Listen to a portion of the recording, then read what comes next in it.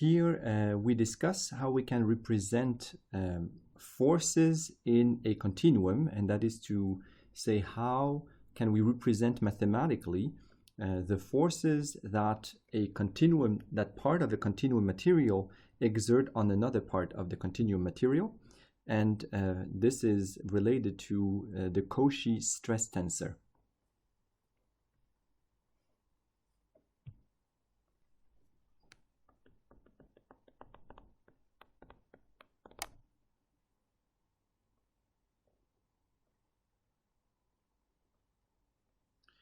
Okay, so let's say that we are interested in a particular flow, and let's say that we are interested at what is happening at this particular point here, at a given position in time. So when we ask the question, what are the forces transmitted at this point, you realize that we need to define a system. So we first need to define a control volume. So again, we can just think about any given random control volume. So here is my arbitrary control volume, and then this control volume delimits material, part of the continuum material which is outside of my control volume, and some of the material which is right inside of my control volume, which is the material which I'm interested in. Now we can define a normal vector at this point. So around this point we have a small element of surface ds, and there is a normal vector, and what we can say if we want to describe what are the forces exerted by the continuum on the material is to say that on this unit element of surface there is a vector, and the force which is exerted is what we call this stress vector times ds. And so this stress vector times ds now has units of newtons. Okay, so but now one may ask, all right, but how general does this vector now represent the force exerted at this point on the material? Because this really depends on how we picked our control volume. So let's say, imagine we had picked another control volume. So here we have the same flow, and let's say that we don't want this control volume now, but we want to consider another arbitrary control volume. Say this one, for example. Okay, so then again we have this point, but now the surface, the control surface that we've defined, is a delimiter between two different parts of the continuum, and we're now looking at the force exerted by the continuum with the fluid which is on this side to the fluid which is inside of our control volume. And so now all of a sudden our ds surface is different and the normal vector is different, and so now the force which is applied by one side of what is outside of our control volume on this control volume at this point could be another vector, right? So this is the stress vector here again, but if you think about it, why would this stress vector, even though it's at the same point, why would this stress vector be the same as this stress vector? If you simply think about pressure, you know that pressure always acts normal to the surface. So if I'm considering this control surface, then pressure is pushing along the normal vector in this direction. And while at the same point, if I consider this surface, pressure is pushing along the normal vector in this direction. So it is quite clear that with a single stress vector at one point, we cannot describe the state of stress or what are the forces exerted in a way at this point.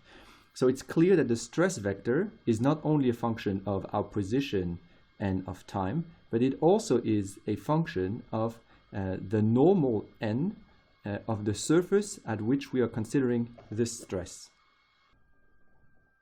So now comes the question, how can one mathematically represent the forces exerted inside of a continuum? And from this discussion, it is clear that a vector field is not going to work. And the answer is as a tensor. We need a tensor, and that is the Cauchy stress tensor.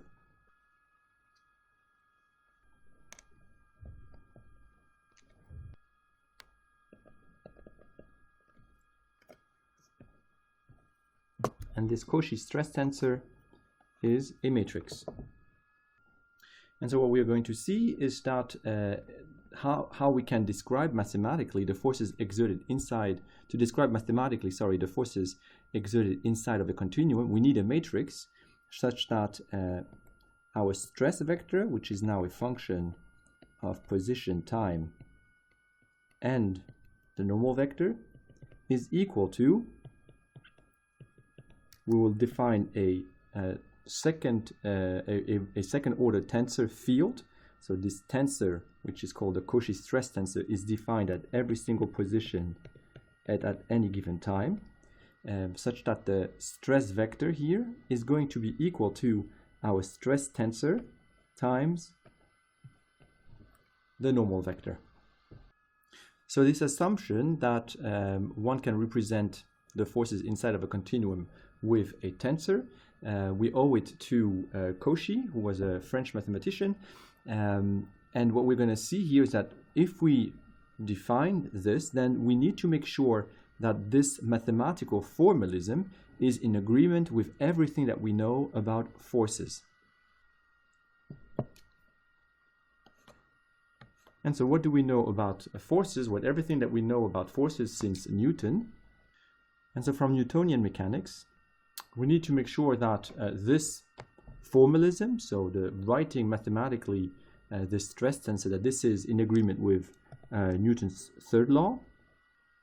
It should of course also be compatible with Newton's second law.